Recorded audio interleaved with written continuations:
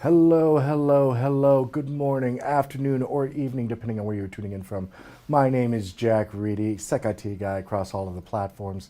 I am the Director of Cybersecurity Content here at INE, and I will be your host for today's show. I want to give a quick shout out in pre-roll. Definitely saw Mr. Maz, Marinix Liverens, and Ravenwing84 in chat being active. We definitely appreciate all for joining us. Thank you so much for being here. And today we'll also be joined by our newest defensive engineering instructor, Brian Olliff, to do a walkthrough of how to hack the holidays, also known as how to stay safe while you're out shopping and enjoying your time. However, before we do, if you are new to our channel, welcome. We are focused on your student journey and cover all major technology topics across the primary social platforms. As a reminder, we are here for you to answer your questions and to talk about what matters most to you. So please drop your questions into chat with the Q in the front, and like, subscribe, or follow us to stay up to date on both the technology news and our ongoing training releases. Now, let's get back to the topic and bring in Brian. I want to see him and see how he's doing. How are you doing today, Brian? I am doing fantastic today, Jack. How are you? I'm doing well. Appreciate the Christmas lights up there. You know, I had to dress up for the occasion too. I think I like yours a little better, although I don't think it would look that good on me. You're definitely pulling it off though. I appreciate it though. I mean, let's be honest, with that beard, you could probably rock anything. Well, this being your first INE Live, can you introduce yourself and tell us a little bit about your background, please, and you know what we can expect as an instructor moving forward? What are your interests? Absolutely. I've been in the IT field for about 15-ish years or so at this point. I started out on the help desk doing the common, answering the phones, password resets, that kind of fun thing. Eventually moved into more of server administration, network administration. From there, eventually moved back into security operations, and then eventually into security management before I started working here as an instructor. So a pretty diverse area of fields I've worked in. I've worked at a managed service provider. I have also worked in the legal field and in healthcare, all doing some form of IT in all those areas. So fairly broad range of organizations. As far as my content here, I'm going to be focused mainly on security engineering and defensive operations, how to properly secure your environment and your infrastructure to be as prepared as possible to protect against attacks. Absolutely excellent. I'm looking forward. I mean, we've been working already on some of the stuff that we are planning out, and it has just been, I can tell you guys it's very exciting to see what's coming down the pipe. So like I asked, please stay tuned. So taking a look at today, we really wanted to go over the multiple types of holiday scams, phishing attempts, and other ways that attackers will be trying to take your identity or your money or compromise your system. Now, to begin, we're covering mostly gray areas of attacks, if you will. Specifically, what is a gray area, right? If you would ask the question, what is malicious? The answer generally isn't always crystal clear. It's not a yes or no type of answer. It's not something that you can just immediately go 100% that is, or that is not malicious. Technically speaking, until a loss occurs, which is someone loses some money, steals information, or abuses a system, an attack hasn't actually been realized. So keeping that in mind, what we are going to do is we're going to actually describe what the attack is, the scenario, and how it works.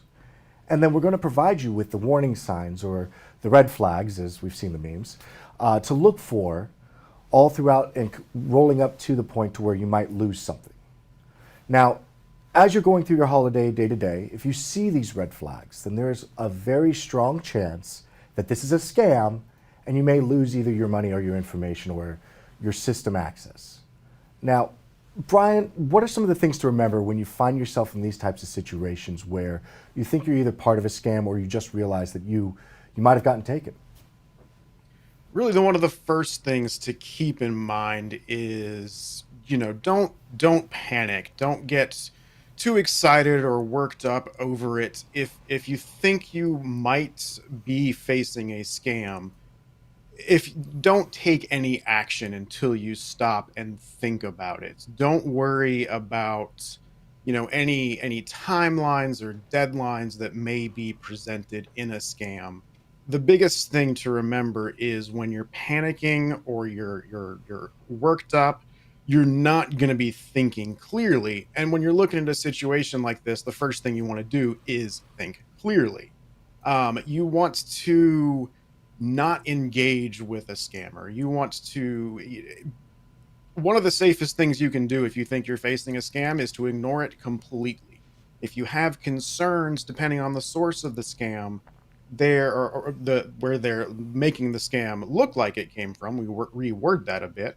There are ways you can check and verify to see if this is legitimate or not without actually engaging with the scam. And we'll get into some of those examples a little later.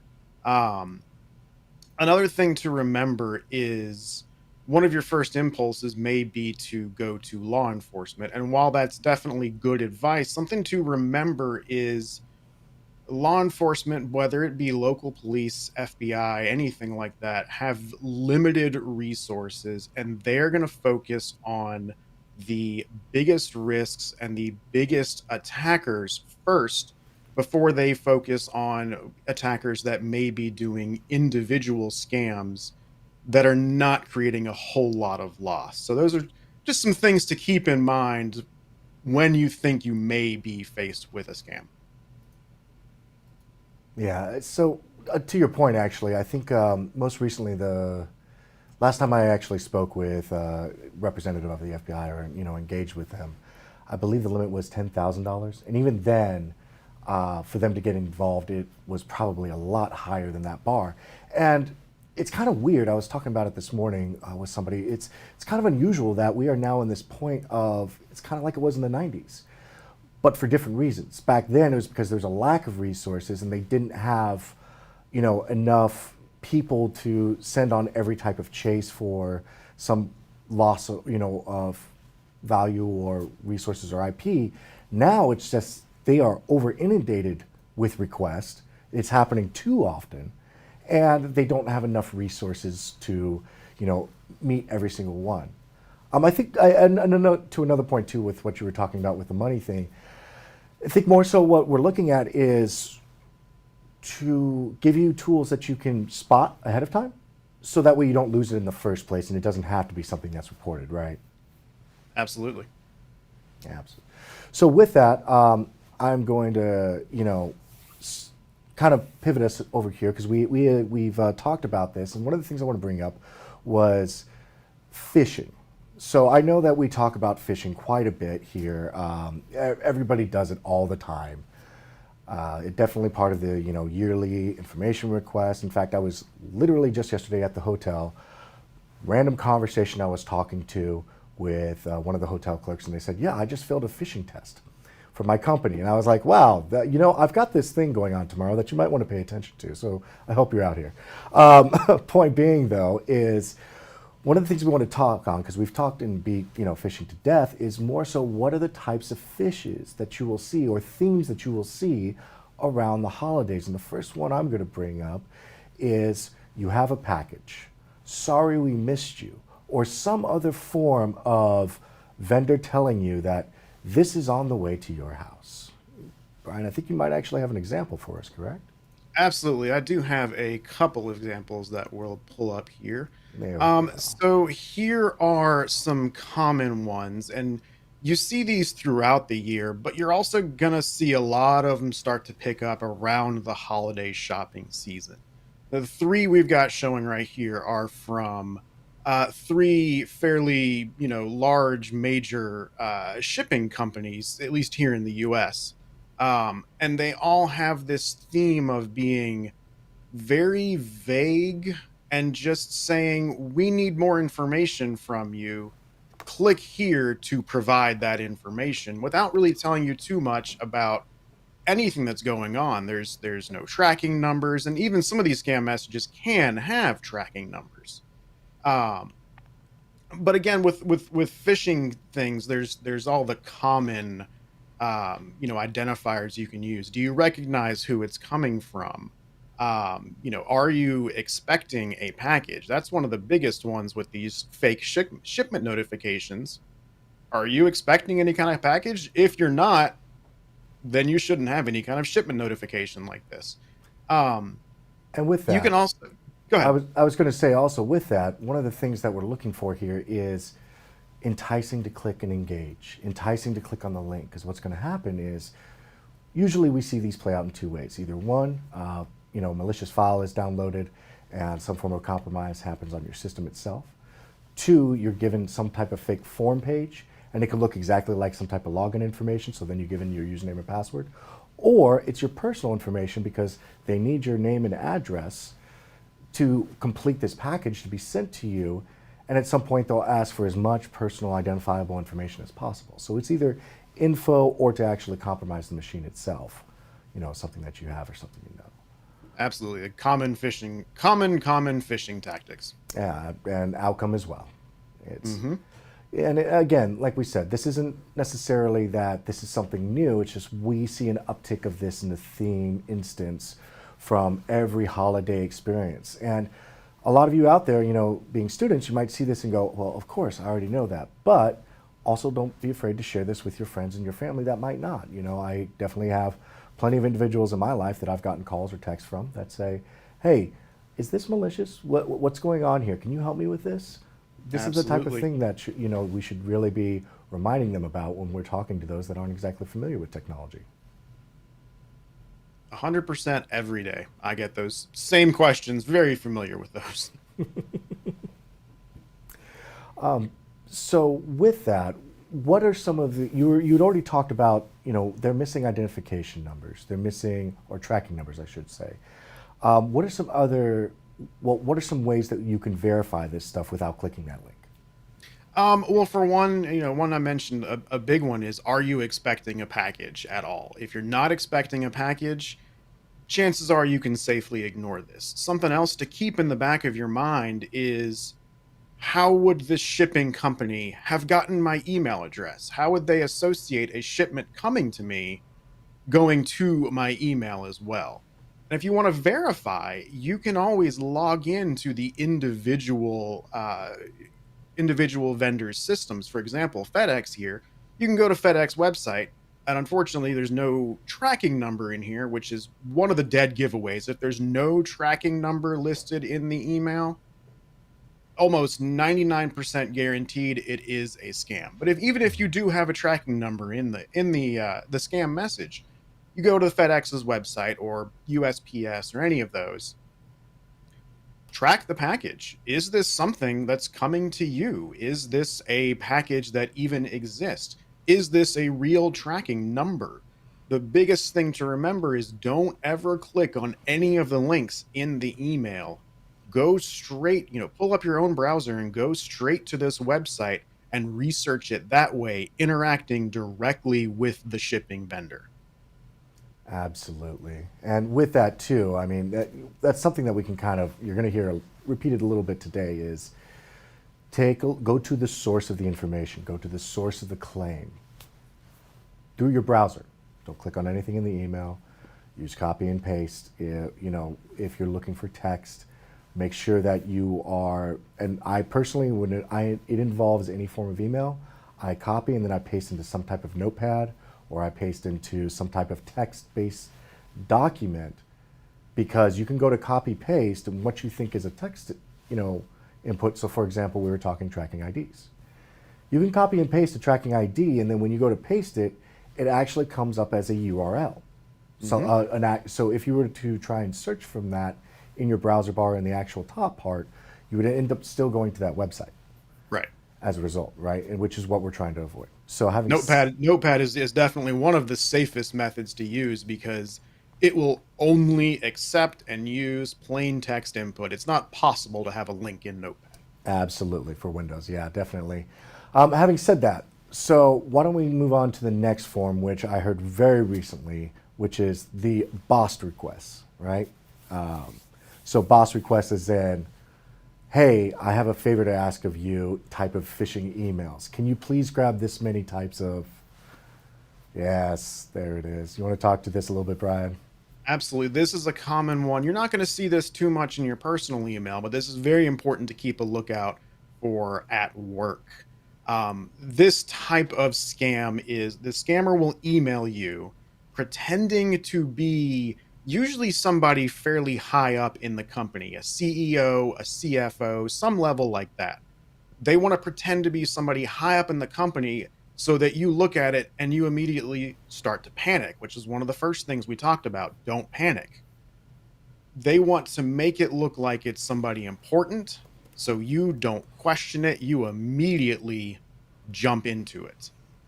Your CEO will almost never send you an email out of the blue asking you to purchase gift cards for him and then to send him the numbers. What the scammer is attempting to do is basically get free money.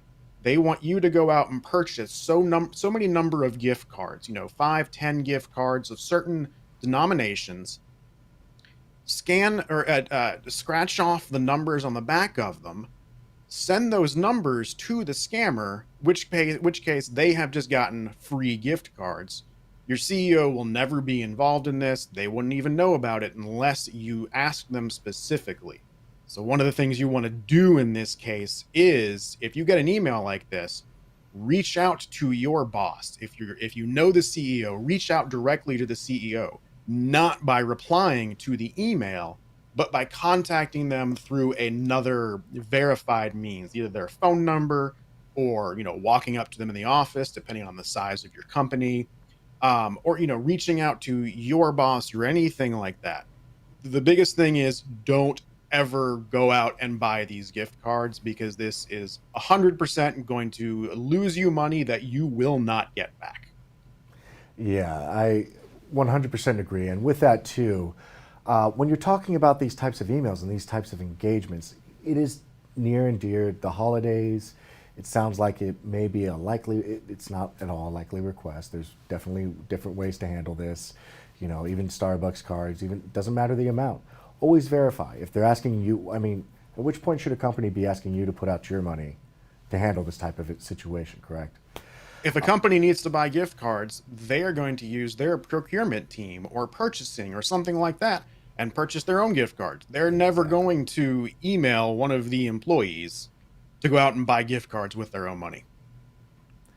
Absolutely, absolutely. So moving on from that, I believe we have fake something's kind of similar in the where it deals with vendors or a little bit of pressure there, but fake order confirmations. Now, these types of confirmations, they can include monetary amounts of, we've charged $2,100 to your whatever bank card we've done, and they can come from things like I believe Amazon, Apple, some things like that. You want to speak to the examples that you brought for us? Absolutely. One of the most common ones, at least that I've seen in my career so far, has been Amazon order confirmations. Just because Amazon is, obviously so popular for shopping, it makes sense to use this one as the biggest scam. And, throughout this, we're talking about what are the things you can think about and look for to be able to determine whether this is a scam or not. The first one is, did I order this? Did I order this 46-inch TV? If you didn't, then obviously this is definitely a scam. Did you order anything from this vendor? That's the first thing to do. Again, never click the emails. And we keep going back to the same things to look for on phishing emails. Look at the email address it's coming from. Look at the subject line. Look for grammatical errors and things like that. Now, if we look at the two other examples we have here, the Home Depot and the Walmart example, these are very, very vague emails about, there is an order ready, but we're not telling you anything about the order because the scammer apparently didn't want to go into that much effort. Any of these major companies or even small companies, if you have an order that is ready to be picked up, the email is going to tell you what is in the order. They're not going to ask you to click on a link to confirm it. That's part of the purchasing process.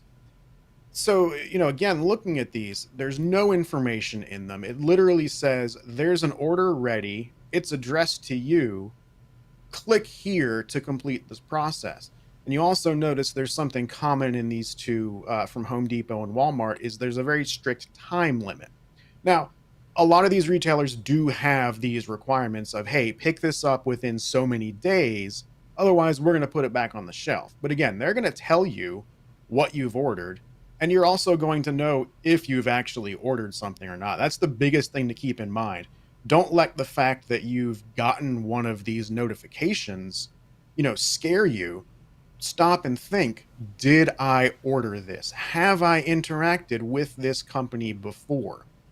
If you think it may be somebody in your family or a friend or something like that, you can always, again, log into the site directly, log into your account, see if there's an order.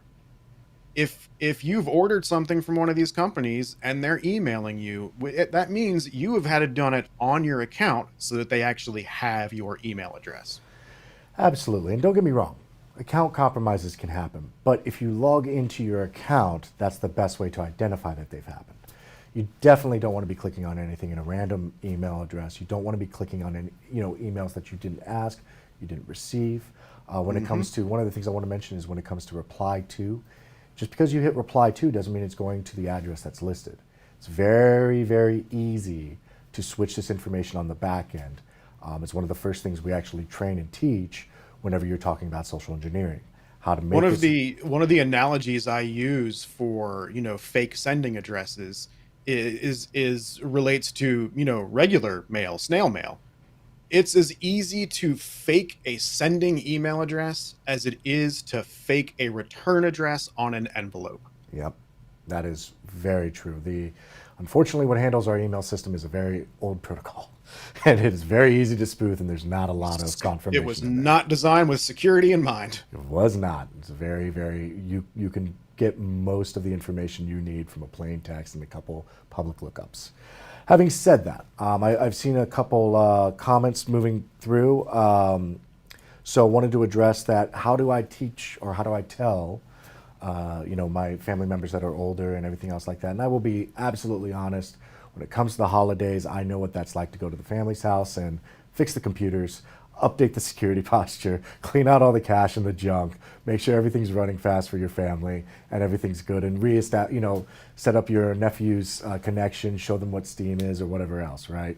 It is very, very much so part of that experience and that holiday experience when you're in IT or IT security. I get it, love it.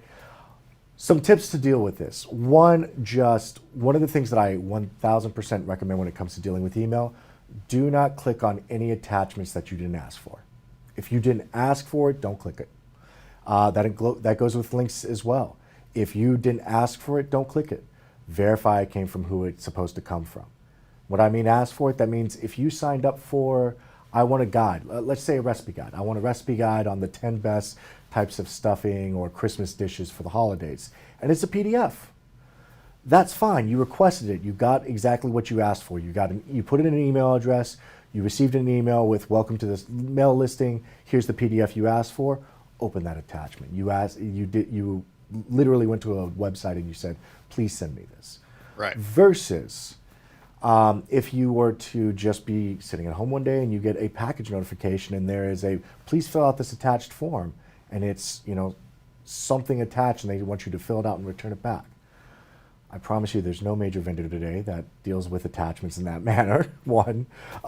Two, it's these types of things that when it comes to trying to keep your family safe, that a little practice can make perfect, but realistically you can tell them that if it doesn't come from your direct family members that you know of, ask me about it. If you're afraid to ask me about it, click forward and send it to me. I can take a look at that for you real quick.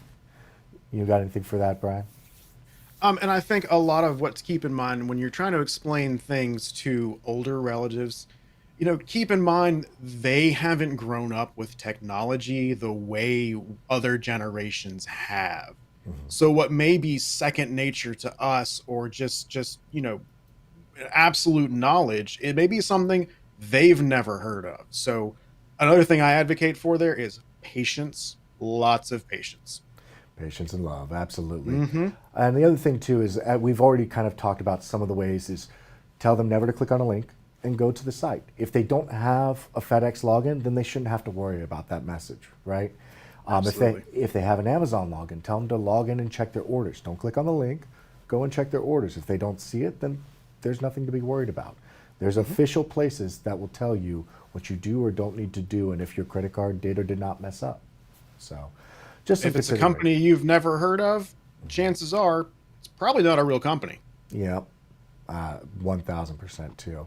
Having said that, some of the wanted to provide a couple other examples of this type of stuff when it comes to what you'll see in some of these phishing, and we're about to switch away from phishing to some of the demos and stuff we have too. But so PayPal, any of the money scams, hey, please send me this, or hey, I might be in. I've seen in jail coming up recently around the holidays of, hey, Auntie so and so, I'm in jail. Can you send me this money order to this address or whatever else? I have seen that one. I Hmm. thought it was pretty ingenious. It, it really pulls at the heartstrings. But again, verify. Call who you need to call and make sure that that's not actually happening. And another one that you can receive these too is from text or messaging apps. I get stuff all the time from, different forms of messaging apps that are just blind sends into my number. And I Yeah. receive them and there's a link and it's, hey, PayPal has, signed you up for this, or you have money waiting, or someone sent you a gift card. No, they didn't. No, they didn't. Nope, nope, they did not. Yeah, And again, like we keep saying, if you have questions about it, you're like, well, maybe somebody did send me a gift card. Maybe it's just my lucky day. yeah. Log into PayPal, verify it that way. Don't interact with the suspected scammer or scam message. Absolutely. Those scammers love using emotion from Just there, love using emotion. That's actually step one of social engineering, guys. Hmm. And I believe that we'll hopefully within this next couple of months, we'll have something coming out on that. But yes, it's social engineering step one, play the emotions. It's a lot more psychology. Some of the best social engineering examples that I've seen had nothing to do with technology. It was talking somebody in to giving up a password, changing the account information. Even major vendors. One of the most beautiful examples I saw was at a Black Hat demo, pre-recorded, posted up on YouTube. Somebody asked me sometime, and I'll share the examples. But they did what's called a phishing attack, and they only used their voice and a believable story, and were able to take over somebody's account at a major cell phone provider. They broke the Absolutely. process. And that's I have seen more successful attacks happen because attackers break processes by pulling on heartstrings and, oh, this is an odd thing, and then they're able to get in and then put in a compromised device into that network because somebody let them get away with something that normally wouldn't happen. But again, they pulled on the heartstrings. Hmm. Hmm. So And they will do that. We were talking about the CEO gift card scam earlier. They'll do that same thing with phone calls. An exactly. attacker will call you and say, "Hey, I'm your CEO." They'll probably use a name. They won't just say, "I'm your CEO." Don't give them a code. Asking you to do something. Hey, let me connect into your computer so I can verify something. Well, your network's just compromised. Yeah, that's another way. Moving on from that, though, again, trying to stick more to the holiday themes. You know me, tangents all around. So, wanted to Same. talk more about want to talk more about something that I've seen much more prevalent in the last 2 to 3 years. So we'll call them scam marketplaces, but what they are is they are a full-on type of somewhat legitimate-looking business, but really want to take a look at some of the red flags that are there, and show some of the live examples that we have. Now, I will remind you guys that we are talking gray areas here. We are talking about very strong recommendation against stuff involving, this. I believe we might be able to see the name here. Ignore it. It is one of those things where we just want to show you what something can look like. This one has actually already been listed previously on a well-known reputation site for being potentially malicious or a scam. So if you want to walk us through this, Brian, some of the things that you're seeing. So one of the first thing that jumps out to me, and you saw it just on the previous picture that was shown up, it says welcome to, and then it's not a company name, it's just the domain name. We'll see it come up here in just a second. But there's no company name associated with it. It's that there's right there. It's just the domain name showing up. Another thing that kind of is a red flag for me is the sheer length of this page. It's a little small, but on the far right hand side, you see that scroll bar there.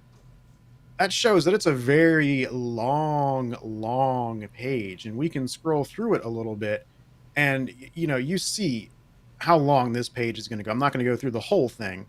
A couple other things that jump out to me is there's no real theme or setup to this page. It's just a listing of Anything and everything on yeah, countless available. numbers of products. At the very top, we're at Christmas related things. But as we scroll down to, we've got some other just random products. Hmm.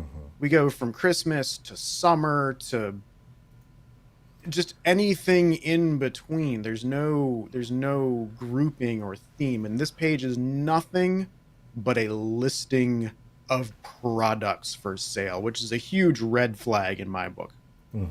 So one of the other things too is if you go to I'm not sure if you're able to go to one of the actual items itself.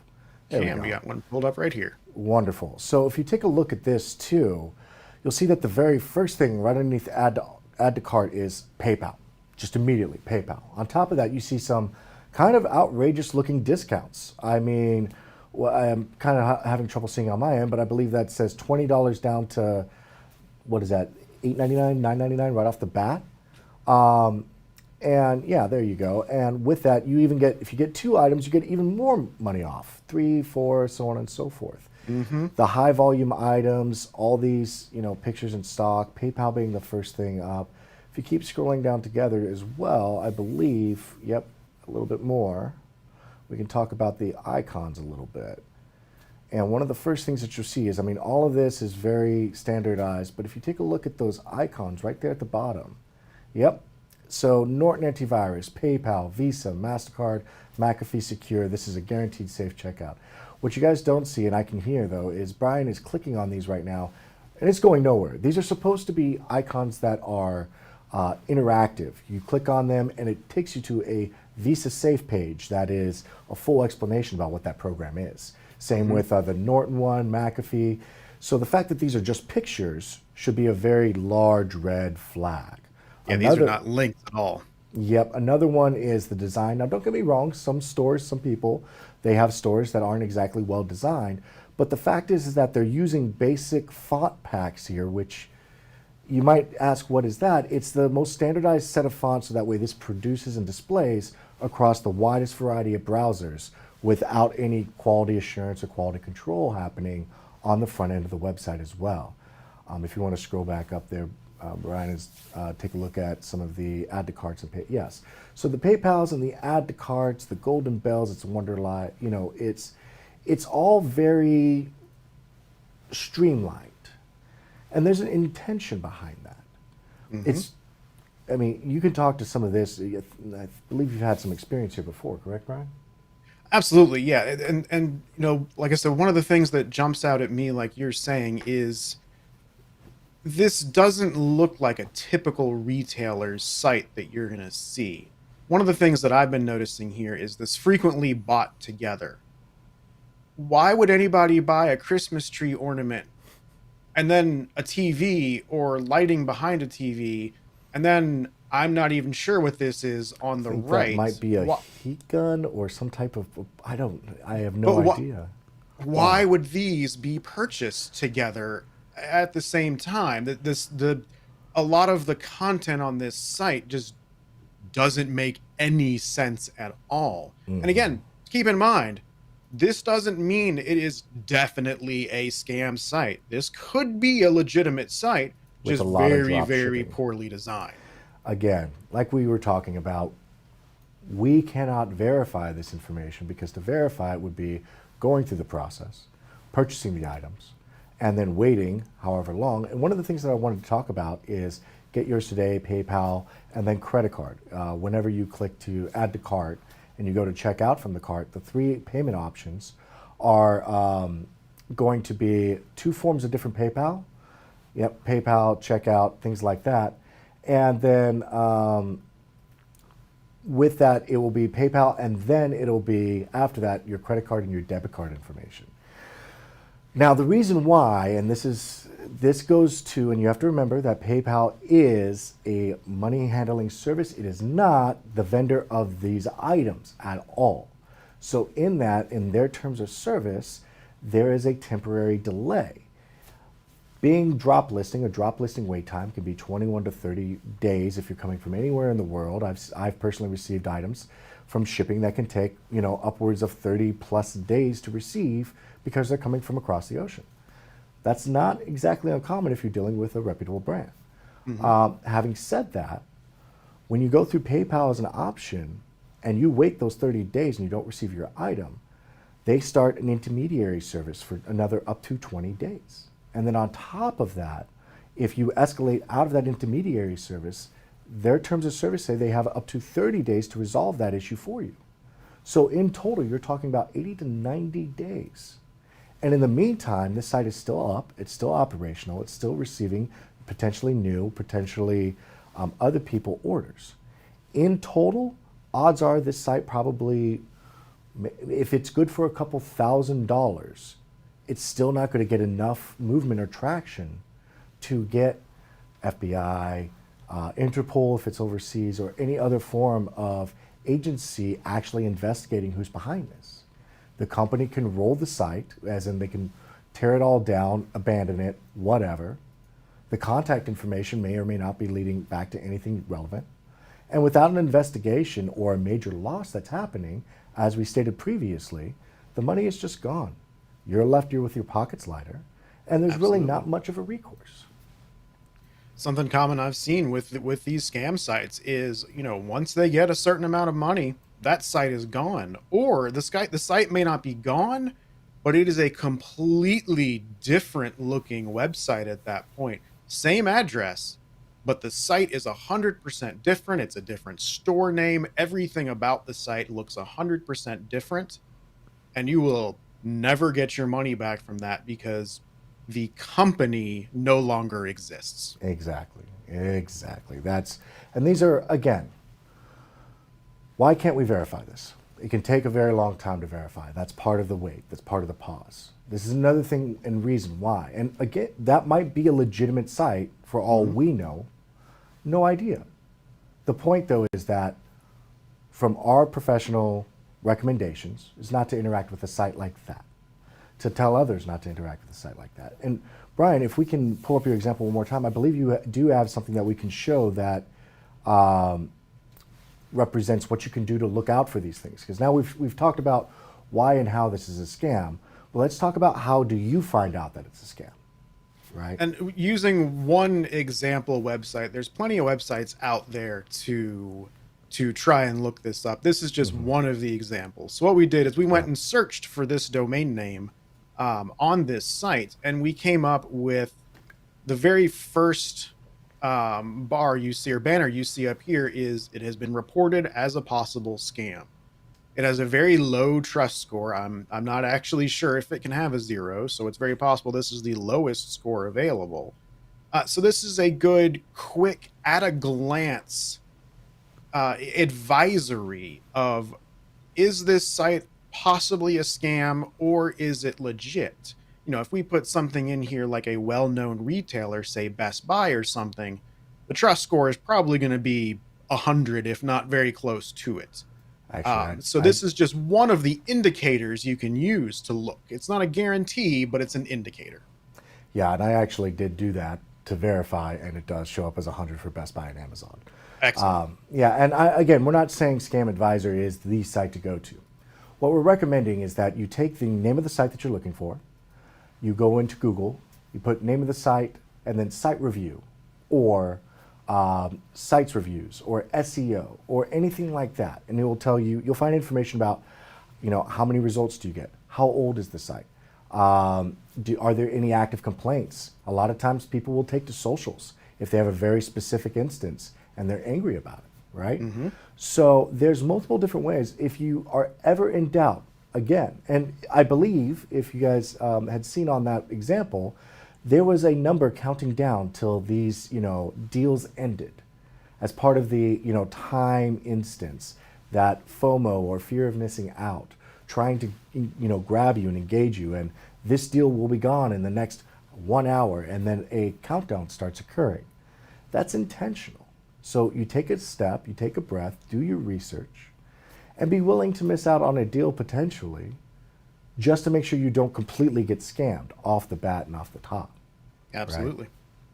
And again, legitimate retailers use that tactic just for marketing to try and get you to buy stuff now as opposed to later. Mm-hmm. So it's not, all of these things are just indicators that something could be a scam site. Yeah. None of what we have said is a 100% this is a scam. They're all just things you can use to look for. When it comes to social engineering, there's never really going to be a very clear, this is a scam until you can prove. Mm-hmm. And this is what, and these marketplaces are forms of. And by the way, we found these by going through ad spots on the social media websites. All of these were identified through going on Facebook, Instagram, and TikTok. We have multiple examples of this. In fact, I actually found too many examples to actually show you guys in a relevant, meaningful way. But we were sitting around and talking about this, and I think I had around 6 different sites in total that looked exactly like this. And these are the things that we found, is that they prefer PayPal, but will accept your credit card information too. And that you will see these drastic discounts just happen like this, where, if you get 2, you get 10% off, and so on and so forth. And having said that too, the last thing that really stuck out to me was there was almost always some form of a time aspect on there of, this is the holiday sale, or this is to explain why there was such a deep discount on their thing. And it made it it was funny because it seems like some type of marketing engagement, but at the same time, looking at that site, you can tell there's almost no marketing theme to the actual site itself, right? Right, yeah. If a company is going to do marketing to that level, they're going to actually market their site a little better. They're not going to have the name of their store be a domain name.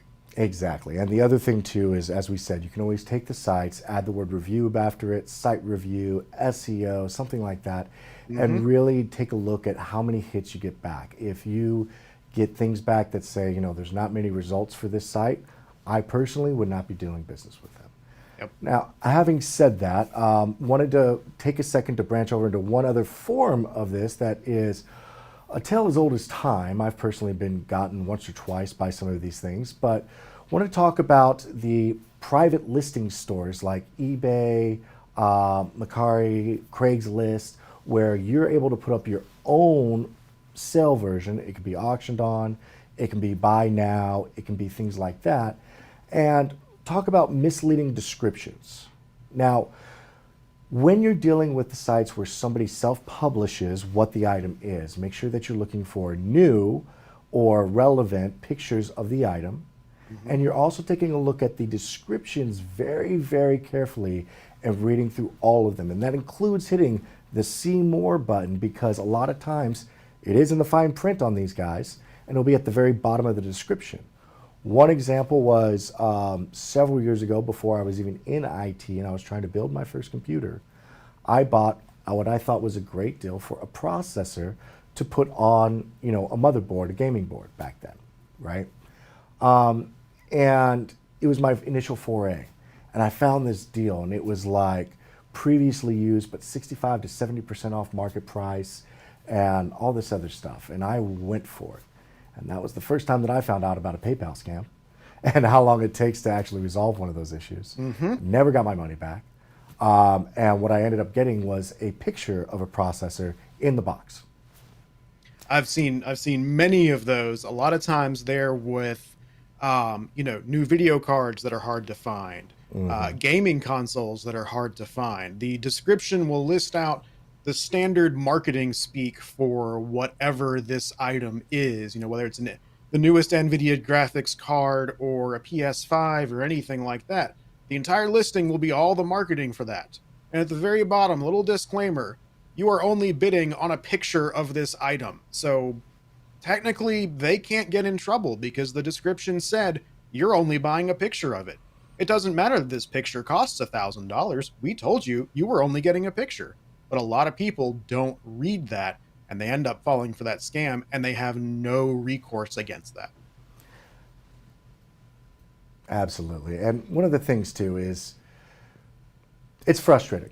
Okay, it's extremely frustrating. It's extremely, for me, I lost a lot of trust in the system. I don't think I touched eBay again for another 3 years.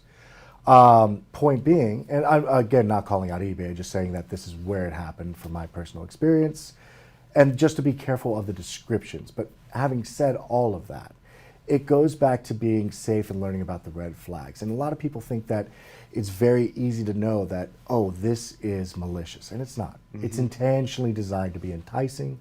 It's intentionally designed to pull the wool over your eyes. It doesn't always have to deal with attachments or emails or anything else like that. And you shouldn't feel bad getting engaged with it. Well, what I mean is getting taken by it if you ever have or ever do. What you should do, though, is you should be cognizant, vigilant, and looking for those red flags.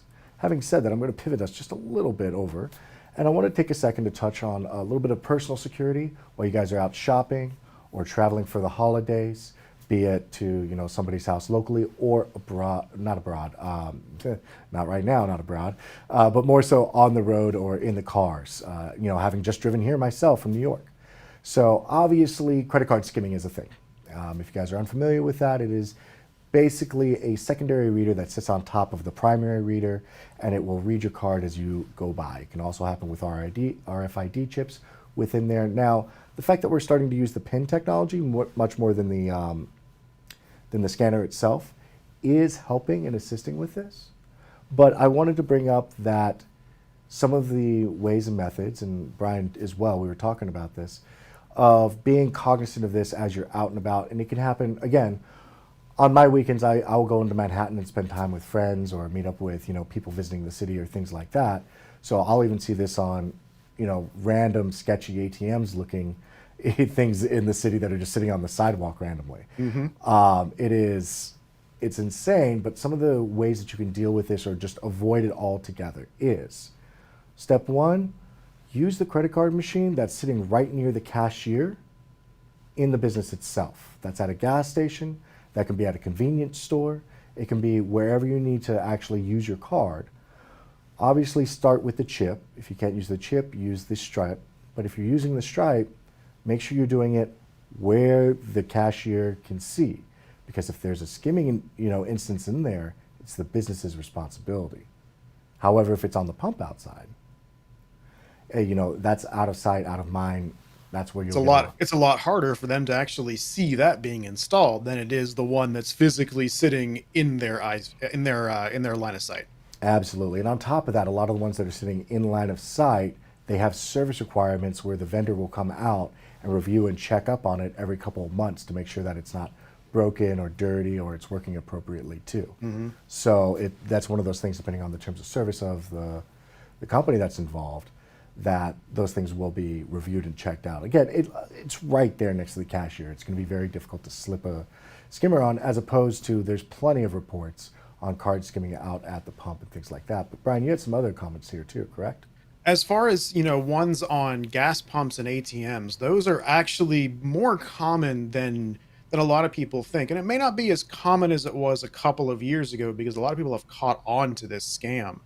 But one of the best things you can do to try to prevent yourself from falling victim to that type of scam is, before you swipe your credit card, just kind of grab a hold to the card scanner, the card reader, give it a slight tug, not too much. You don't want to actually, break the real one because, then you're out of luck. But give it a slight tug. Chances are, if there's a fake skimmer on there that's trying to, actually get your credit card, it'll pop off in your hand. The real one is not going to do that unless it's already broken. So that's one of the biggest things at gas pumps or at ATMs. Give it a slight tug before you swipe your credit card. I do that every time I buy gas. And so far, I've been lucky. We'll see if that still holds. Well, I mean, there's that. You can also take a look for any signs of intrusion or if anybody's gotten around or in. I've seen some examples where the entire thing slipped over the keypad. It's kind of ingenious, looked amazing, but at the same time, it was still one of those things where, it would potentially be able to be identified, if you will. You could Right. identify if you were somebody that was actually looking and paying attention. You could identify it by there were a couple wires that were hanging out to the right side. Some of the other things too that you can take a look at is if you have things like Apple Pay or Samsung Pay. You can use those because your actual credit card information is not exposed whenever you utilize those things. If they have that as an option by the with the whatever system that you're utilizing. I've noticed a lot of the newer gas pumps and gas stations actually do have that. You can walk up, scan your watch to pay, and you're done. So at that point, you haven't exposed your real credit card information. So even if that somehow did get compromised, it's a very, very, if any use, very little to any use to the scammer. Yeah, and having said that too, there's actually some credit services where you can put on file your financial information and then check out a temporary credit card as you need, use that information, and then return the credit card, and it will wipe all the actual digits information like that.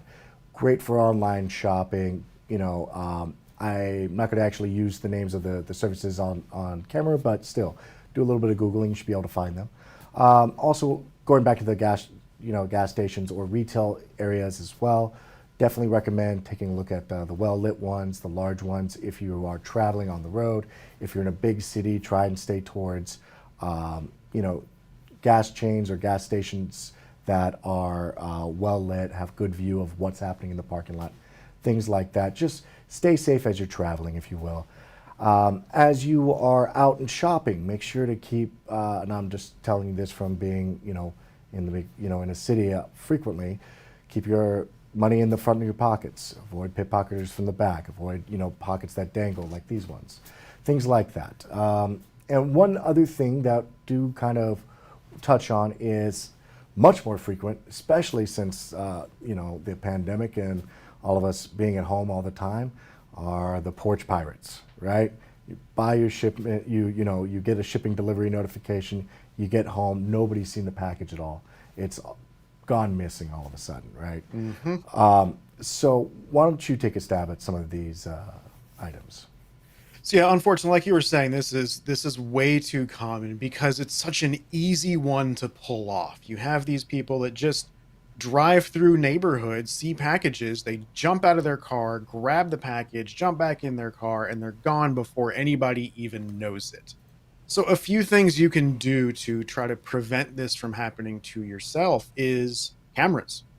Not just, like a doorbell camera, which is good to actually capture it happening, but something else you might want to think about is more conspicuous cameras. If say I was one of the people that was doing that. If I'm driving past houses and I see a house that's got a camera, a very conspicuous camera pointed directly at the front porch, driving right past that house. I'm not going to even attempt it because it's a deterrent at that point. Just like an alarm system, signs for an alarm system can be a deterrent to someone breaking into your house, a visible camera can be a deterrent to porch pirates like that. Some other things you can do to, help prevent it from happening is, if you work in the office and you're not going to be home when a package is delivered, see if you have any neighbors nearby that can keep an eye out for it, and that might grab the package for you when it's delivered, so it's not sitting out there all day. Neighbors, friends, anybody you trust that would be willing to do that for you can help, keep that package in your possession. Um, One of the other big things you can do is all of the major shipping providers, UPS, FedEx, USPS, at least in the US, all those major providers will have an option for you to go into the tracking information on their website and request a hold. You can basically say, I would like you to hold this package at one of your locations and I will come pick it up later. So if you know you're not going to be home when something is delivered, do that. It's kept in a secure area. There's not even a chance for anyone to drive by and to be able to pick it up. Mhm. Um, and, So, and one of the last ones I can think of is if you're ordering something from a retailer that has a physical location, say a Walmart or a Best Buy or anything like that, you can order it and have it shipped to a store where you can just go by and pick it up. Very similar to having an Amazon package, having UPS hold it for you. You can have Best Buy hold a package that you've ordered, even if it's something they don't normally carry in store. Absolutely, absolutely. And as well, too, I was going to mention the one-way package holders. You can get it as well. If you have that option or you own your home, you can put one outside and it will put small packages. The mail person can put small packages in and it'll drop it down to the bottom. You'll have a key to access it as well. Another options, there's a couple more different options, but the point is, it's the holidays, look out for each other, and really be safe as we can. And, Brian, I want to thank you for your time. You've been absolutely wonderful as always, and Absolutely. Really enjoyed going over all of this with you, and definitely appreciate your holiday decorations there too. Absolutely wonderful. Thanks for having me on, Jack. Yeah, I'll talk to you soon. So, well, guys, that's going to wrap it up for us here on INE Live. We really do hope that these points were helpful and that they will continue value added to your day. You can find us across all of social media at INE, and we would definitely like to hear from you on what topics you'll be covering next. I definitely want to hear your thoughts on this and what are the things we could have, done a little bit better. You can find me at SecITGuy on the socials. Now, from all of us here and also remote that is supporting you in your educational journey, happy holidays, be safe, and until next time, we'll see you then.